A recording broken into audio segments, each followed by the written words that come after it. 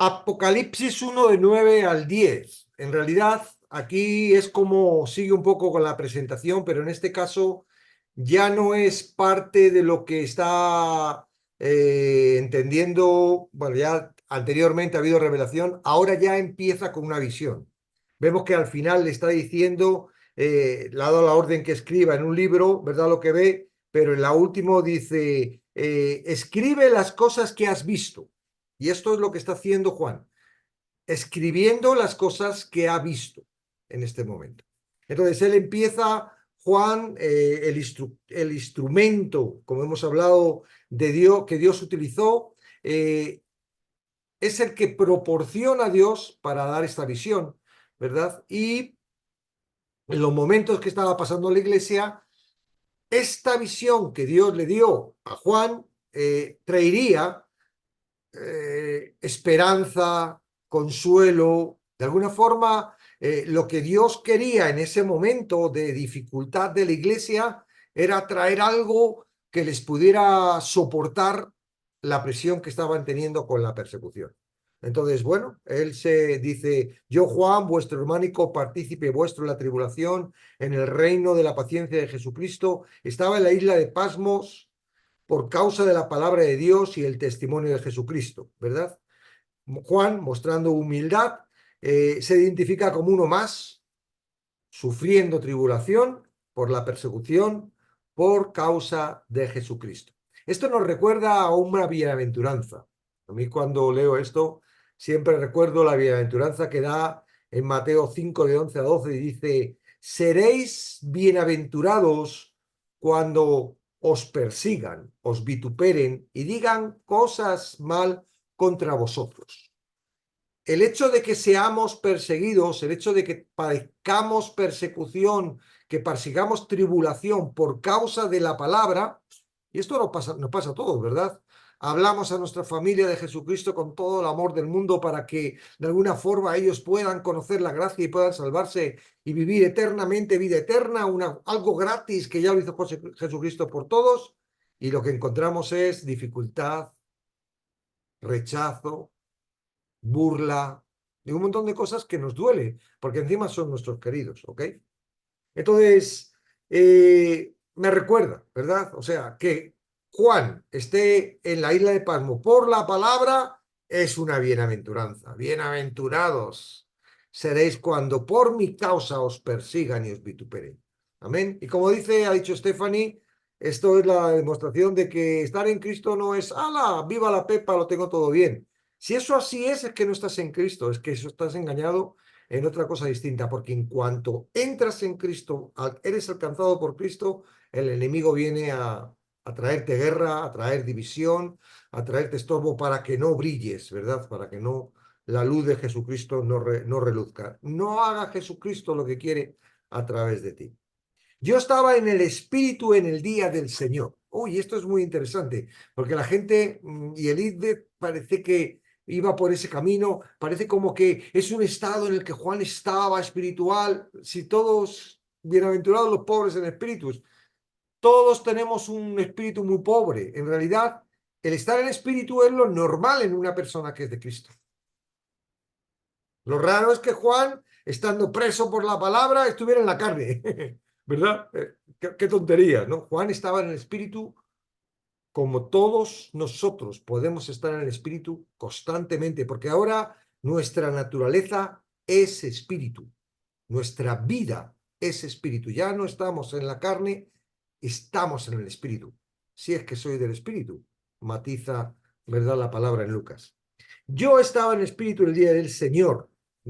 Entonces, el día del Señor es el domingo. Se está refiriendo al domingo. El domingo en todo el Nuevo Testamento era el día del Señor. ¿Por qué? Porque los romanos tenían el domingo era el día de descanso, con lo cual las personas se reunían el día de descanso, no se podían reunir el sábado. Y aparte yo creo que era un poco también para quitar toda esa estructura judaica del sábado y todo esto. Ellos se reunían el domingo, y si tú haces un estudio de qué día era el primer día de la semana, el día del Señor, domingo. Entonces, era domingo. Es un dato que Juan está mostrando aquí como diciendo, esto no es una tontería, esto pasó y era domingo, ¿ok? El día del Señor, el domingo.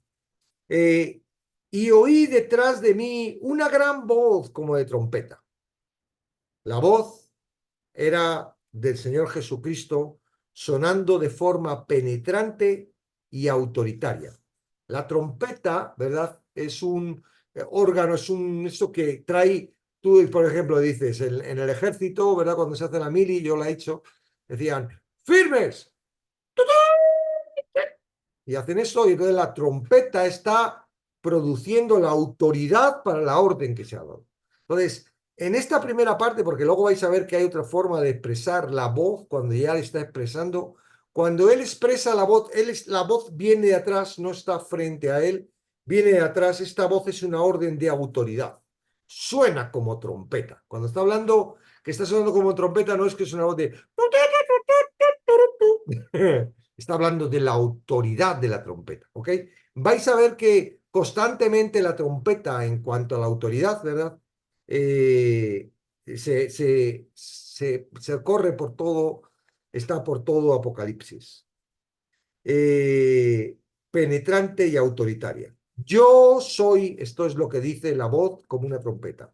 Yo soy el alfa y la omega, el principio y el último. Escribe, ahí está la orden, ¿verdad? Escribe en un libro lo que ves. En realidad no era un libro, era un papiro. Antiguamente los libros eran papiros, ¿verdad? Rollos. Escribe en un libro lo que ves y envíalo a las 7 iglesias que están en Asia, Efeso, Mirna, Pérgamo, Tiatira, Sardis, Filadelfia y Laodicea. La voz soberana y poderosa del cielo le ordena a Juan escribir un libro, ¿verdad? Que lo viesen en esa primero las 7 iglesias y después la iglesia completa por, hasta el fin de los tiempos, cuando ya la palabra no sirva porque estemos con él. Esta es la primera de 12 órdenes que el Señor le da en el libro de Apocalipsis a Juan, ¿verdad? Que escriba lo que ve. Es la primera de 12, ¿vale? Tras escribir la visión, Juan debería enviarla a las 7 iglesias, ¿ok? Situadas, estas iglesias tenían una peculiaridad, eran las ciudades céntricas importantes, no es que solo había 7 iglesias, sino que realmente estas eran, de cada una de ellas dependían un montón de iglesias, eran las 7 iglesias principales de Asia, ¿verdad? Bueno, yo leo ahí un mensaje, como hemos hablado, de plenitud. 7 es el número de la plenitud. Y está hablando que este mensaje tiene que escuchar la plenitud de la iglesia, en dos términos distintos. Número uno, iglesia como el sitio, la congregación donde la gente se congrega para escuchar de Jesucristo, donde puede ser alcanzado. Y número dos, la iglesia verdadera que ahora se va a reflejar, ¿no? Que es la que al final es la novia que va a compartir, ¿verdad? Las bodas y el reino con Jesucristo. Entonces, llegarían a esas 7 iglesias y después a todo el resto de las iglesias como nos está llegando a nosotros, ¿verdad? El efecto es el mismo, iba a llegar para traer paz, consuelo, esperanza. En nosotros os vais a dar cuenta de que en realidad la carta a nosotros, ¿verdad? Hay muchos que dicen, y yo lo he dicho confiado por lo que decían, gloria a Dios de que volvemos a ver Apocalipsis de una forma independiente y estamos ya con un nivel de revelación superior. El Apocalipsis dicen que no es para la iglesia. El Apocalipsis es para la iglesia. Este libro es para la iglesia.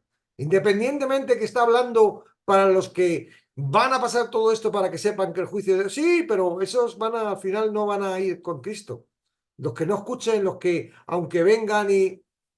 Hay algunos que sí, que van a escuchar, van a formar parte de la iglesia o van a formar parte y entonces van a escuchar, pero mientras que están fuera, no hay revelación ninguna. Este libro no les sirve para nada, nada más para asustarlos, traer interpretaciones extrañas y asustar a otros. ¿Ven? Y hacer que nos suspendan el like. Entonces, la revelación que hemos visto, ya lo dijimos al principio, ¿para quién es? Para la iglesia en plenitud. para nosotros. Por eso lo estamos viendo y lo estamos estudiando y estamos recibiendo la revelación. Y me volví para ver la voz que hablaba conmigo y vuelto vi 7 candeleros de oro. Para poder ver tenemos que, no es suficiente oír, ¿ok? Aquí Juan no se conformó con oír la voz, él tuvo que volverse para ver. Cuando está diciendo, escribe lo que ves, no está diciendo, escribe lo que oyes. ¿Ok? Entonces, esto es muy importante porque tiene una... Tú estás viendo, o sea, estás oyendo, pero no solo tienes que oír, sino tienes que ver. De alguna forma, la revelación, tú estás oyendo y lo que hace el oír es revelar, correr el velo para poder ver. Entonces aquí Juan se dio la vuelta para ver, ¿verdad? Y lo primero que ve es a Jesucristo rodeado de 7 candeleros. Bueno, sabemos lo que son los candeleros porque la misma palabra en el capítulo 20 lo dice. Dice, y los 7 candeleros que has visto son las 7 iglesias. En realidad es la iglesia en plenitud. ¿Para qué sirve un candelero? Para poner la sustancia que enciende la luz en aquella época era aceite, ¿verdad? Es decir, no el candelero da luz, es la sustancia en evolución que da la luz. Y nosotros somos los candeleros. Ahora es fantástico ver cómo nos ve. Jesús ve esos candeleros no de hojalata, no de hierro, no de madera, nos ve como candeleros de oro. Está dando a ver la importancia, ¿verdad? Lo más importante para Cristo en este mundo es su iglesia. ¿Y cómo la ve? La ve como podemos ver el oro, ¿verdad? El oro es una sustancia que refleja, aquí lo he visto, a ver, dice el oro,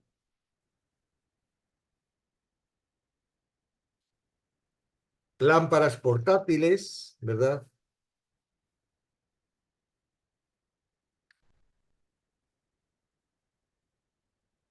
7 plenitud y el oro, lo he marcado, pero ahora no lo veo.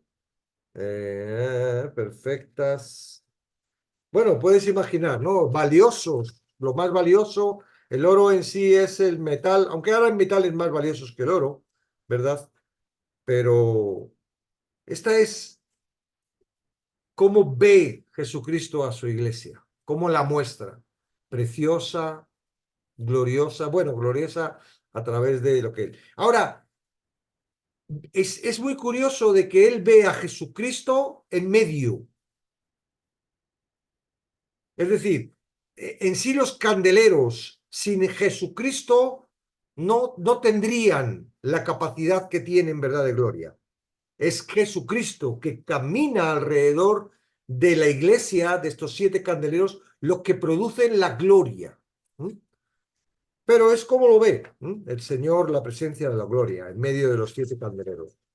Me da rabia porque me volví la voz y dice, percibí la revelación, dice, que fuesen de oro nos revela cómo observa la iglesia el Señor. Hermosa, valiosa, brillante, es lo más bello que hay en la tierra para él. ¿Ok? Eh, luego ve, dice, y en medio de los 7 candeleros a uno semejante al Hijo del Hombre. Semejante al Hijo del Hombre. ¿Por qué? Porque, bueno, él ya lo había visto anteriormente. A Elizabeth le ha faltado, dice, la ha visto en persona, luego le vio resucitado, pero se le ha faltado un detalle, Elizabeth. También lo vio glorificado, porque él estuvo en el monte de la transfiguración, donde él vio a Jesucristo glorificado. ¿Ok? Entonces, aquí estaba volviendo a ver ese Jesucristo glorificado. Lo que pasa es que ahora lo veía distinto a como lo vio ahí. Aquí lo estaba viendo glorificado en gloria, pero realmente era el Hijo del Hombre, ese que había estado en la tierra, pero era semejante. ¿Por qué? Porque ahora era con una misión glorificada. Había algunos aspectos en él, ¿verdad? El cabello, ahora lo vamos a ir viendo todo eso, pero era semejante, ¿por qué? Porque era el Hijo del Hombre en gloria completa. Ahora ya en la transfiguración fue un adelanto de lo que iba a ser la gloria. Todavía no había alcanzado la gloria porque tenía que ser obediente hasta la muerte, morir y resucitar. Después tuvo que ascender y ahora en gloria él estaba presentándose como en realidad está ahora en los cielos. ¿Okay? Entonces, vestido de una ropa que llegaba hasta los pies y ceñido el pecho con un cinturón de oro. Esto nos recuerda a la vestimenta de los sacerdotes y como bien ha dicho Lisbeth, pues era el cinto de oro, era lo que representa a los sacerdotes, ¿verdad? El cinto de oro. En el libro de Hebreos nos enseña que Jesucristo es nuestro sumo sacerdote, que traspasó los cielos, el cual puede salvar perpetuamente a los que por él se acercan a Dios. No solo la Biblia representa a Cristo como profeta y rey, también lo muestra con las funciones de gran sumo sacerdote intercediendo por la iglesia. Ahora, la posición en la que tiene delante de Juan no es una posición de juicio. Luego lo vamos a ver en otra posición distinta. La posición en la que la está viendo Juan, esta visión que ve en un principio Juan, con la orden de escribir esta visión, que él está en medio de los 7 candeleros de la iglesia, es yo soy el sumo sacerdote, el representante, ¿verdad? Por eso le ve con estas vestimentas. Su cabeza y sus cabellos eran blancos como la blanca nieve, sus ojos como llama de fuego y sus pies semejante al bronce fundido, refulgente como un horno y su voz como estruendo de muchas aguas. Después de ver el vestido que llevaba, empieza ahora a reflejar cómo ve a Jesucristo. Los pelos, hay un pasaje en Daniel 7:9 que nos recuerda esto. Dice así, Daniel 7:9. Estuve mirando hasta que fue puesto tronos y se sentó un anciano de días cuyos vestidos eran blancos como la nieve, el pelo de su cabeza como lana limpia. Daniel estaba describiendo al anciano de días, Dios el Padre. Este paralelismo confirma la deidad de Cristo, ¿ok? Dios, Cristo, bueno. Él posee el mismo atributo de conocimiento, sabiduría, de santidad como el Padre. Los ojos llamas de fuego penetrantes, infalibles, sin posibilidad de escapar a su mirada, los ojos que todo lo ven, ¿ok? Los pies candentes y resplandecientes, moviéndose entre la iglesia, nos puede estar hablando de su estabilidad y fortaleza. El bronce es un metal resistente y duradero. Su presencia es firme y fiable, aparte de ser resplandeciente y radiante. No olvidemos que él estaba en medio de su iglesia, con lo que su presencia purifica a la iglesia. Es él, es su presencia, es su gloria la que está purificando, ¿verdad? Por eso el bronce de sus pies. Ahora la voz del Señor nos está, ahora la voz del Señor no está descrita como trompeta, ¿verdad? Sino como qué, como muchas aguas, como estruendo de muchas aguas. Este pasaje también recuerda a otro de Ezequiel 43:2. Y he aquí la gloria de Dios de Israel que viene del oriente, y su sonido era como el sonido de muchas aguas, y la tierra resplandecía a causa de su gloria. Otro pasaje paralelo que nos muestra la similitud, la deidad de Dios, ¿verdad? El paralelo de Dios. La voz del poder soberano dirigiendo a su iglesia. Ya no es voz de mando, ya no es aquí te ordeno, ahora es una voz, ¿verdad?, envolvente, que lo que está haciendo es dirigiendo a su iglesia. La voz de Jesús está tan impotente y majestuosa que resuena como una cascada. Imaginaos una cascada, demostrando su autoridad y poder. Después dice, tenía en su diestra 7 estrellas. Atención con esto, que aquí hay una clave muy importante a tener en cuenta, ¿verdad? Cuando está hablando de 7 estrellas, luego nos identifica que las 7 estrellas, dice en el versículo 20, dice, las 7 estrellas son los 7 ángeles de las 7 iglesias. Ah, esto es una mala traducción. Y lo está mirando en distintas Biblias y en todas aparece como ángeles. La palabra en griego es angloi. Y efectivamente, angloi se utiliza para referirse a los ángeles, pero también se utiliza para autoridad. Hay algunas partes de la Biblia que no se utiliza como ángel esta palabra, sino como autoridad. Aquí, por la visión y por lo que sea y tal, han puesto ángeles. Ahora hay un dato a tener en cuenta, porque ahora vas a ver que cada carta que escribe a las iglesias escribe a la estrella, al ángel, ¿verdad? Que hay en cada una de las iglesias. Y entonces, el comentario de aquí es que en ninguna parte del Nuevo Testamento enseña que los ángeles participen en el liderazgo de la iglesia, ni tampoco pecan, y por tanto no tienen que arrepentirse. Entonces, aquí se está refiriendo a ese ángel como una autoridad. Es probable que esa autoridad sea dada a través del Espíritu Santo y que la autoridad sea acompañada con un ángel. No estamos diciendo de que, pero en realidad no puede dirigirse a un ángel, sino a una persona con una autoridad, ¿verdad? Estas 7 iglesias, estas 7 estrellas son 7 personas que pues es probable que tengan un ángel que les esté dando esta autoridad, pero realmente son personas, ¿ok? Porque las cartas no van dirigidas a ángeles. Las cartas van dirigidas a personas, ¿ok?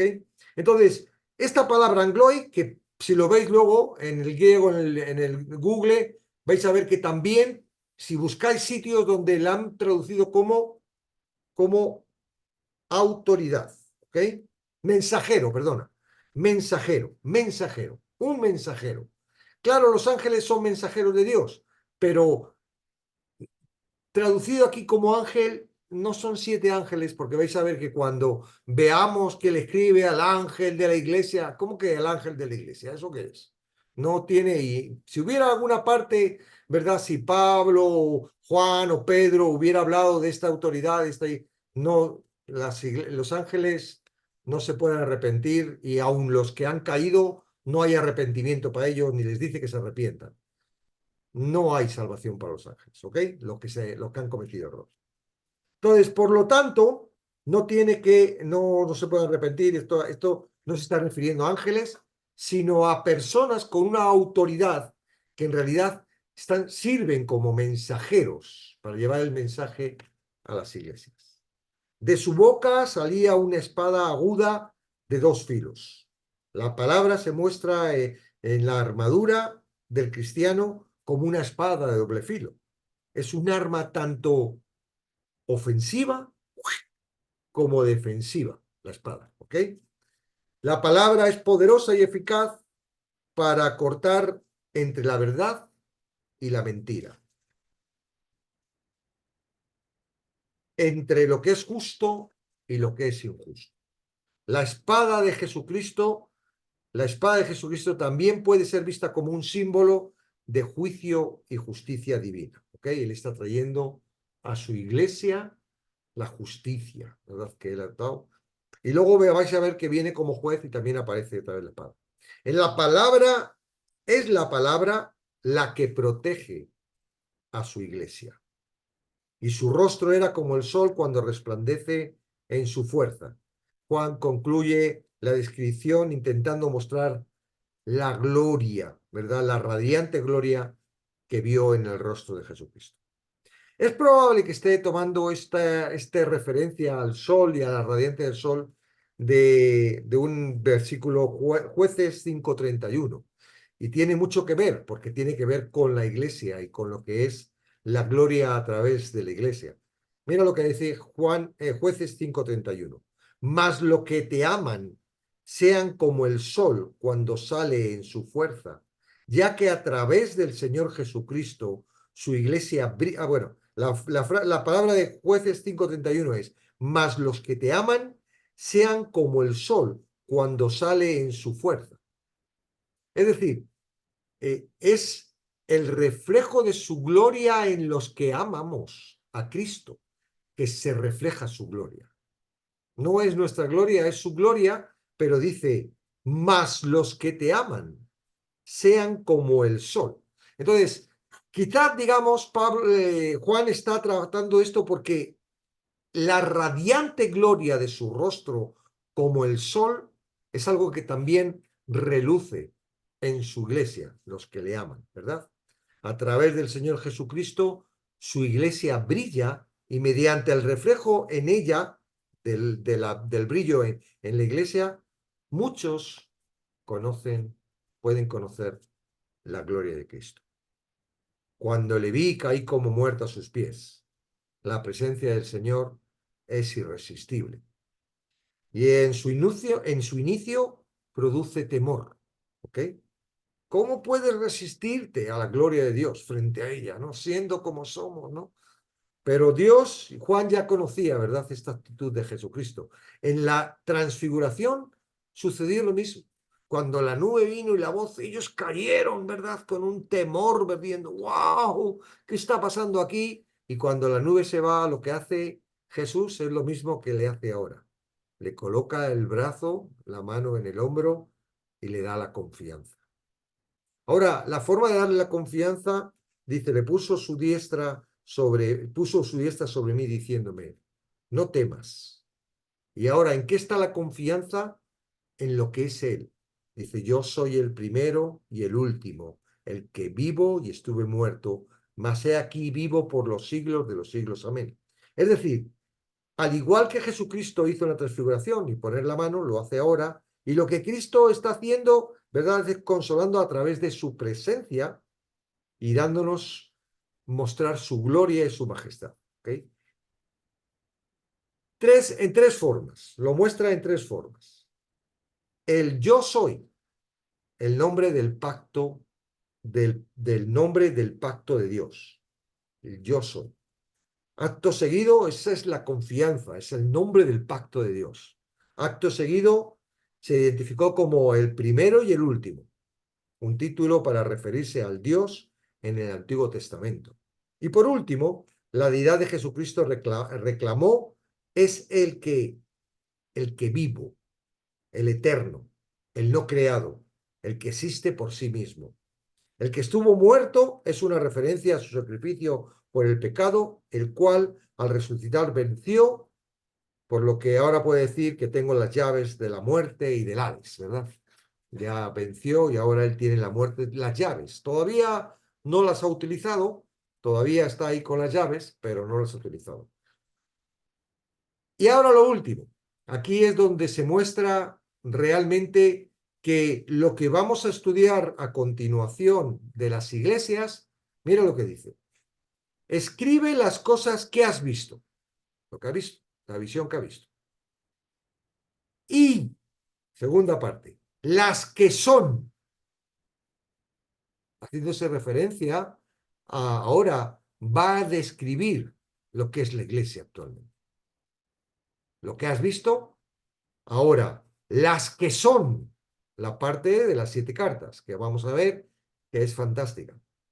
Y las que han de ser, todavía no han sido, ¿verdad? Después de las que son, de las de ahora, de las que son.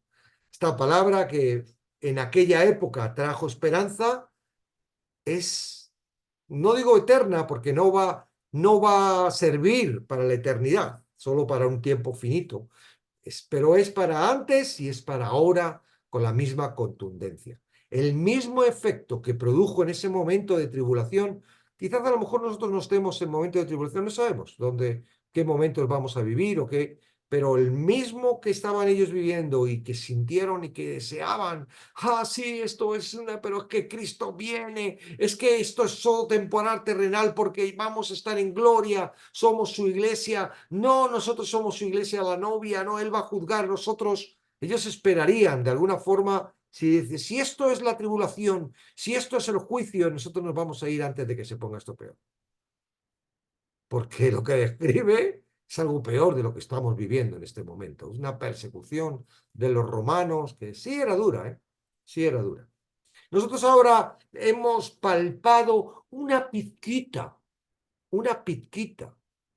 con la pandemia, una pizquita con la pandemia, ¿no? De lo que podría haber sido una persecución. ¿No? Pero eso no significa que nosotros vayamos a pasar la tribulación. Ellos no la pasaron porque murieron y no vino la tribulación. Nosotros vais a ver que tampoco vamos a tener que pasar. Pero bueno, eso lo vamos a ir viendo. De momento está hablando a la iglesia y la iglesia está en la tierra. Juan debía comenzar a escribir la visión que acaba de ver, después las que son, la alusión a las cartas que dictan para las 7 iglesias, y por último, Juan debía escribir las cosas que han de ser después de esta, es decir, lo que ha de venir en los últimos tiempos. Amén.